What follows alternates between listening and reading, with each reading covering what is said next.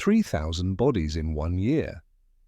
A city where children stopped playing outside because the sound of gunfire became as common as church bells. Where masked men could storm a birthday party and execute 14 teenagers without consequence. This wasn't a war zone in some distant land. This was Ciudad Juárez, Mexico in 2010, a city transformed into hell on earth by a decision made 4 years earlier in Mexico City, when President Felipe Calderón sent soldiers into the streets. In December 2006, he believed he was saving Mexico. Instead, he unleashed a monster that would consume over 150,000 lives and fracture his nation into territories controlled by men more powerful than mayors, more feared than generals. This is the story of the cartel war that changed Mexico forever. For 70 years, Mexico operated under an unspoken arrangement. But the Institutional Revolutionary Party, known as the PRI, controlled everything: the presidency, the police, the courts, the future. Within this system, drug cartels weren't enemies of the state, they were business partners. Traffickers paid bribes, officials looked the other way, and violence remained contained, almost businesslike. The cartels had their territories, their routes, their agreements. Everyone knew their place in the hierarchy of corruption, but power never lasts forever. In 2000, Vicente Fox won the presidency, breaking the PRY's 7-decade stranglehold on Mexican politics. New politicians meant new relationships had to be forged, new palms greased, new deals negotiated. The cartels, sensing uncertainty in the government, began pushing back harder, testing boundaries that had once been clearly drawn. The violence ticked upward as criminal organizations fought to re-establish their influence with officials who didn't yet understand how the game was played. Then came Felipe Calderón. On December 1, 2006, he took office as president amid questions about the legitimacy of his narrow electoral victory. Just 10 days later, seeking to establish his authority and rally a divided nation behind him, Calderón made a choice that would define his presidency and devastate his country. He deployed 5,000 soldiers to his home state of Michoacán, marking the beginning of Mexico's militarized war on drugs. It was a declaration, not of policy, but of total war. Calderón's plan was simple in concept, catastrophic in execution. He would use Mexico's military to systematically arrest or kill the leadership of every major cartel in the country. With American assistance and intelligence, Mexican forces launched operations targeting the top 37 drug kingpins in Mexico. Over 6 years, they captured or killed 25 of them. On paper, it looked like success. In reality, it was gasoline on a fire. When a cartel boss fell, his organization didn't surrender. It splintered. Lieutenants who had once followed orders now fought each other for control, each one believing they deserved to rule. Alliances that had kept violence manageable collapsed overnight. New cartels emerged from the fragments of old ones, each hungry, each vicious, each willing to do what their predecessors wouldn't to claim territory. The Mexican government had envisioned cutting off the head of the snake. Instead, they created a hydra. The numbers told a story of escalating horror. In 2007, with the first full year of Calderón's drug war, Mexico recorded 10,253 murders. By 2011, that number had exploded to 22,852. Over the course of Calderón's 6-year presidency, more than 150,000 people died in drug-related violence, with approximately 28,000 more simply vanishing, their fates unknown. Cities became battlegrounds where civilians woke each morning uncertain if they would survive to nightfall. No city paid a higher price than Ciudad Juárez. Situated directly across the border from El Paso, Texas, a city with one of the lowest murder rates in America, Juarez became the epicenter of Mexico's cartel nightmare. The violence began in early 2008 when the Sinaloa cartel, led by Joaquin El Chapo Guzman, decided to take the city from the Juarez cartel. What followed was a systematic campaign of terror that turned a thriving border city of 1.3 million people into a graveyard. In 2007, Juarez recorded approximately 300 murders. By 2008, that number had jumped to 1,623. In 2009, it reached 2,763. And in 2010, the death toll hit 3,000 people, 10 times the figure from just 3 years earlier. Over the span of 3 years, from 2008 to 2010, a total of 7,386 people were murdered in Ciudad Juárez. To put this in perspective, that's more American soldiers killed than in the entire Iraq War over the same period. This was happening not in Baghdad, but in a Mexican city where families had lived for generations. The Sinaloa cartel employed a hit-and-run strategy, corralling the Juarez cartel within the city limits and then launching attacks designed to destabilize their rivals and claim control of the lucrative drug trafficking corridors leading to the United States. They used local gangs like Gente Nueva and the Artistas Asesinos as their street soldiers, young men willing to kill for a few $100s and the promise of respect. The Juarez cartel fought back with their own enforcers, La Línea, who in July 2010 became the first cartel group to use a car bomb against federal police, setting a deadly trap that killed 3 officers. The violence wasn't limited to cartel members. Civilians became targets, tools in a strategy of psychological warfare. In October 2010, masked gunmen stormed a garden party full of teenagers and opened fire indiscriminately, killing at least 14 young people whose only crime was being in the wrong place. A 46-year-old man was executed in front of his family. A 35-year-old was found shot dead in his car on an ordinary Tuesday morning. Death became so common that it stopped making headlines. Thousands fled the city, abandoning homes and businesses to escape the carnage. Those who remained learned to live with fear as their constant companion. Children no longer played outside. Businesses closed at sunset. Anyone with the means to leave did. By the time the worst of the violence began to subside, Juarez had been fundamentally transformed, a city hollowed out by a war between men who cared nothing for the people caught in their crossfire. Estimates suggest that between 5,000 and 12,000 people died in the battle for Ciudad Juárez before the Sinaloa cartel finally emerged victorious. While Juárez burned, an even more dangerous threat was taking shape in northeastern Mexico. Los Zetas began in 1997 as something unprecedented in the narcotics trade, a cartel enforcement unit composed of former Mexican military special forces soldiers.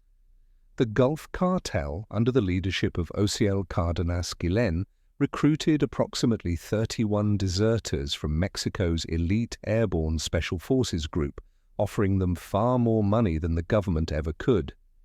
These weren't street criminals. They were trained soldiers with knowledge of military tactics, weapons, and strategy.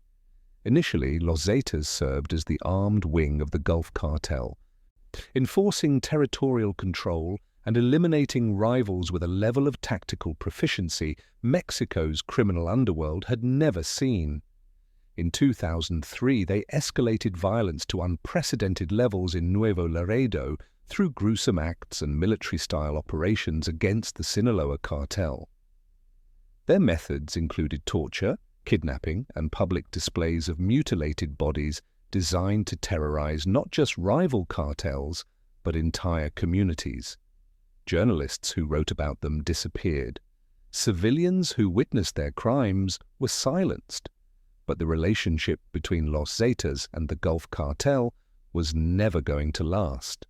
when Osiel Cárdenas Guillen was arrested in 2003 and eventually extradited to the United States in 2007, the power structure within the Gulf Cartel began to shift. Los Zetas, under the leadership of Heriberto Lascano, being known as El Lasca, started building their own independent networks in drug trafficking, arms dealing, and human smuggling. By 2008, they had formed alliances with the Beltran-Leyva cartel and turned against their former partners in the Gulf Cartel. The breaking point came in early 2010 when Los Zetas officially split from the Gulf Cartel, triggering what some analysts described as a tectonic shift in Mexico's criminal landscape. The immediate cause appeared to be a dispute over the drug corridor through Reynosa, Tamaulipas, where Gulf Cartel Lieutenant Samuel Flores Borrego killed Zetas Lieutenant Sergio Peña Mendoza. Los Zetas demanded the killer be handed over. The Gulf Cartel refused. What followed was open warfare that consumed 11 municipalities in Tamaulipas, 9 of them bordering Texas. But the violence that erupted made Ciudad Juárez look restrained. Tamaulipas, a state that had been relatively spared from Mexico's drug war violence, exploded into chaos. The Gulf Cartel, recognizing the existential threat Los Zetas posed, formed a desperate alliance with their former enemies, the Sinaloa cartel and La Familia Michoacana, to fight back. Los Zetas responded by aligning with the Juarez cartel, the Beltran-Leyva cartel, and the Tijuana cartel. Mexico's criminal underworld had divided into 2 massive coalitions locked in a war for survival. The conflict produced atrocities that shocked even a nation grown numb to cartel violence. On August 22, 2010, Los Zetas kidnapped 72 migrants, men and women, from Central and South America traveling through Mexico, hoping to reach the United States.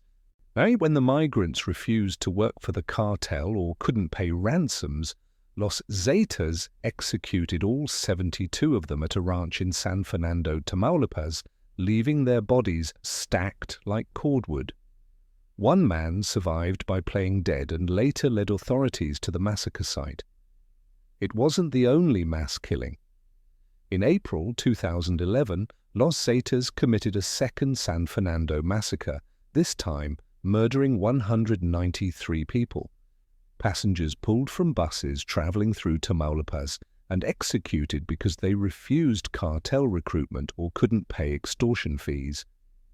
The violence extended beyond the streets into Mexico's prison system, where Gulf Cartel and Zetas inmates fought pitched battles behind bars.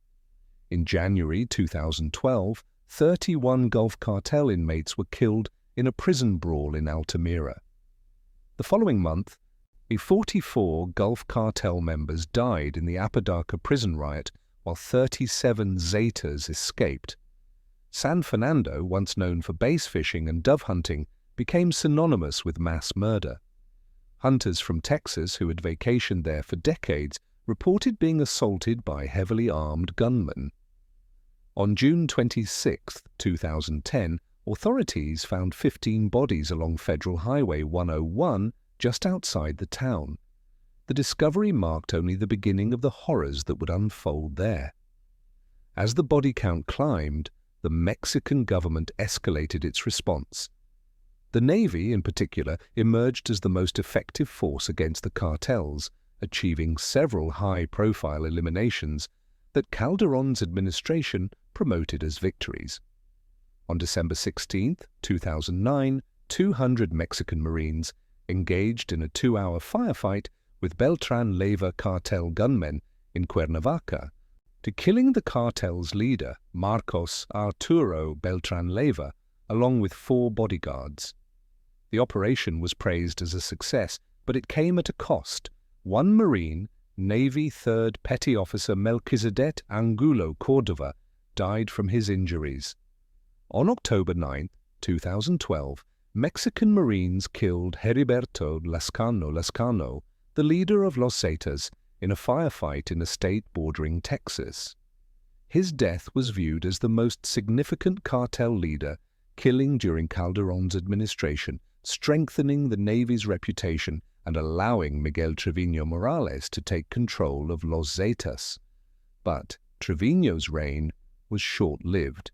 In July 2013, the Mexican Navy arrested him as well. The capture of another high-ranking Zeta, Salvador Alfonso Martinez Escobedo, came just hours before Lascano's death. Yet each arrested boss, each killed capo, it seemed only to make the situation worse. The fragmentation Calderón's strategy created meant that instead of facing a handful of powerful cartels, Mexico now confronted dozens of smaller, more violent organizations fighting over shrinking territories. New groups emerged with names like the Jalisco New Generation Cartel, which defeated La Resistencia, absorbed Millennium Cartel's networks, and expanded coast to coast in just 6 months, becoming one of Mexico's most capable criminal organizations by 2012. Knights Templar Cartel, split from La Familia Michoacana after government operations, killed founder Nazario Moreno Gonzalez in 2010, creating yet another violent faction. The war didn't just claim lives, it destroyed the social fabric of entire communities. By 2012, when Calderón's presidency ended, Mexico had recorded more than 120,000 homicides, nearly double the number from the previous administration. Estimates suggest that between 1/3 and 1/2 of all murders in Mexico were directly linked to cartel violence. Beyond the dead, approximately 28,000 people had disappeared without a trace, leaving families with no bodies to bury, no closure, no answers. The militarization of the drug war corrupted institutions meant to protect citizens. Mexican military personnel, thrust into police roles they weren't trained for, faced accusations of hundreds of human rights violations from non-governmental organizations. Corruption spread as cartels targeted soldiers and officials with bribes or threats.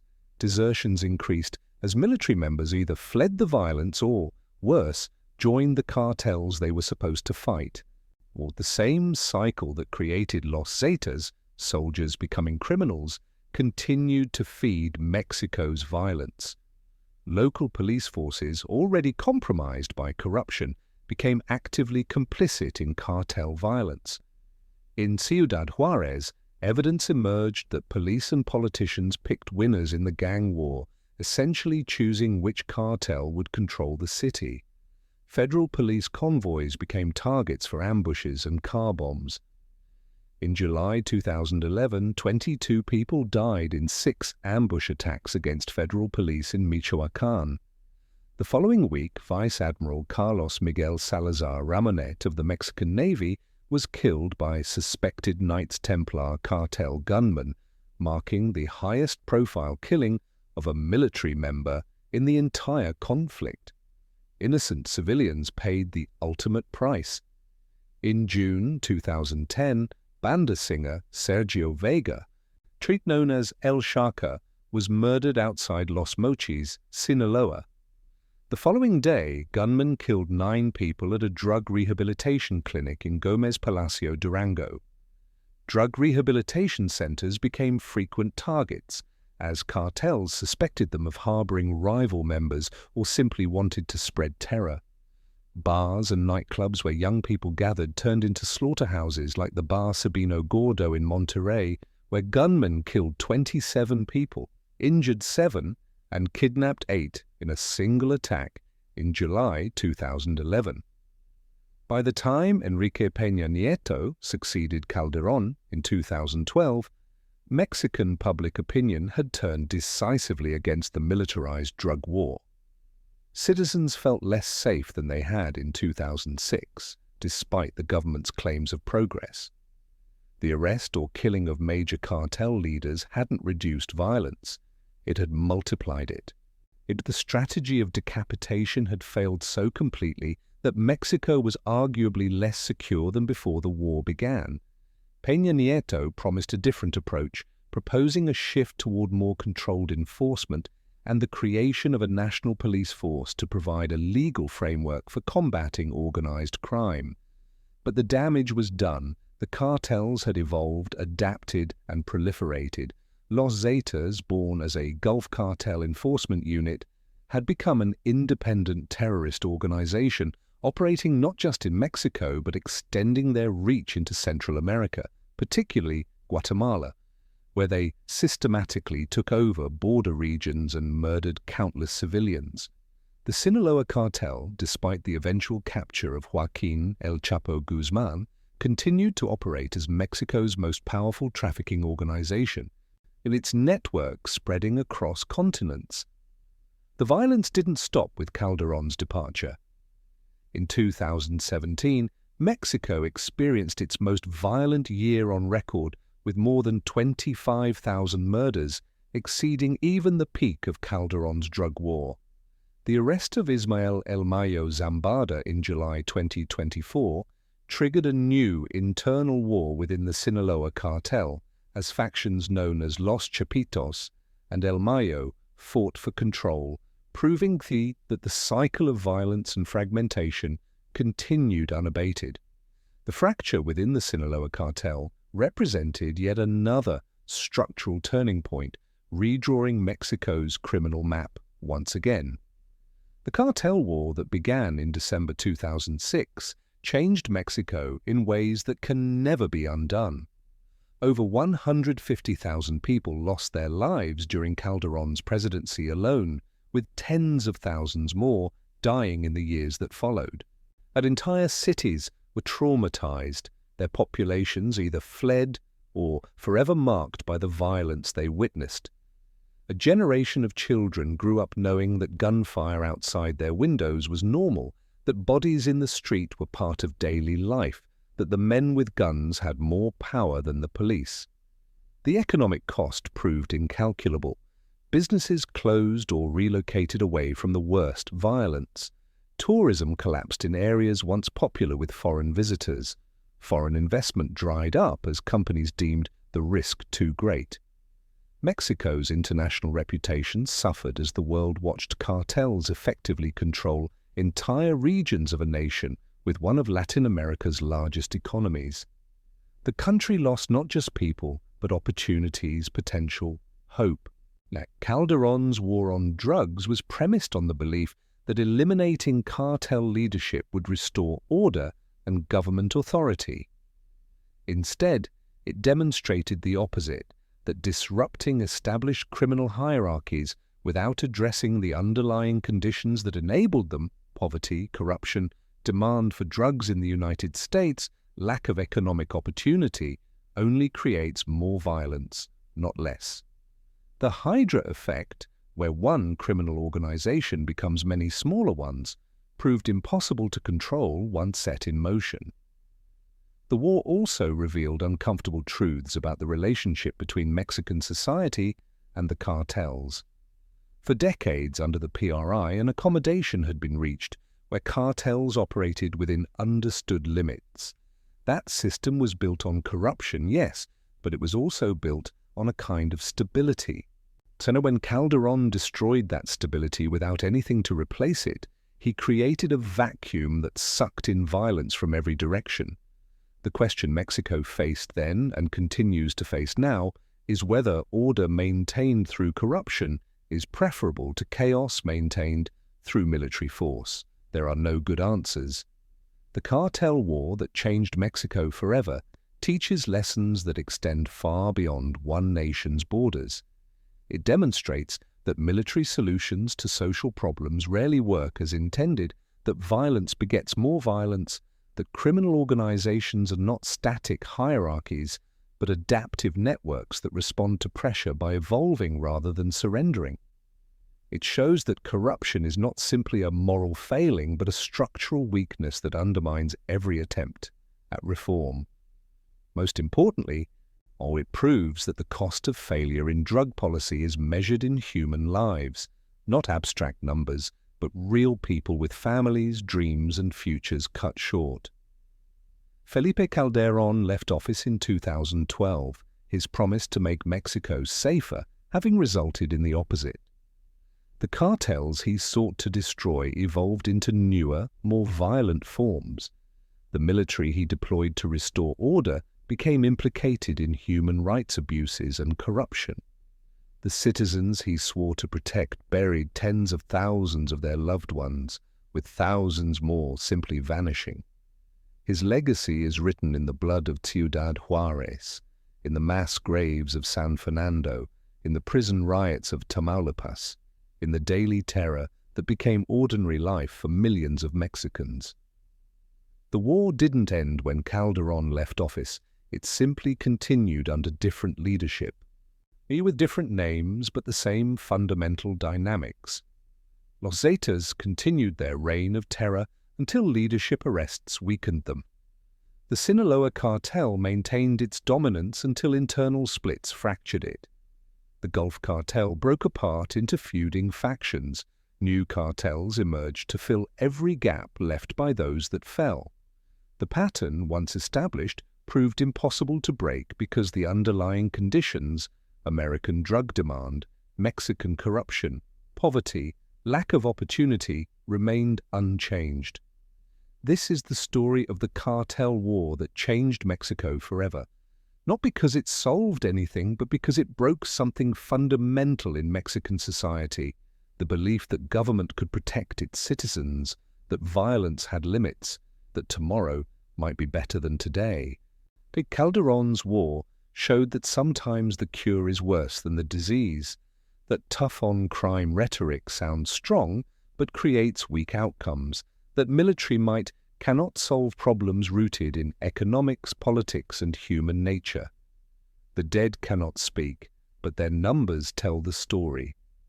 150,000 during Calderón's term, tens of thousands more in the years since, countless families destroyed, entire cities traumatized, a nation forever altered by a decision made in December 2006 to send soldiers into the streets and declare war on an enemy that could not be defeated through force alone. Mexico is still living with the consequences of that choice. The cartels are still fighting. The violence continues. The cycle remains unbroken, and the lesson, written in blood across the landscapes of Ciudad Juárez, Tamaulipas, Michoacán, and countless other places remains clear. Some wars cannot be won, only survived. The cartel war that changed Mexico forever proved that power built on violence is temporary, that governments who resort to military solutions to social problems often create more problems than they solve, and that the true cost of failed policy is always measured in lives that can never be brought back. This is not a story with heroes. There are no winners, only degrees of loss. The cartels lost leaders but gained territory. The government gained arrests but lost legitimacy. The people lost lives, security, and faith in a future that seems perpetually out of reach. And Mexico itself lost something intangible but essential, the sense that it controlled its own destiny, and that it was a nation of laws rather than a territory divided among men who recognized no authority but violence. The cartel war that changed Mexico forever is not over. It continues today under different names with different faces, but with the same fundamental truth at its core. When governments declare war on their own people, for that is what a domestic drug war ultimately becomes, everyone loses. The only question is how much and for how long, and whether any lesson will ever be learned from the mountains of bodies left behind.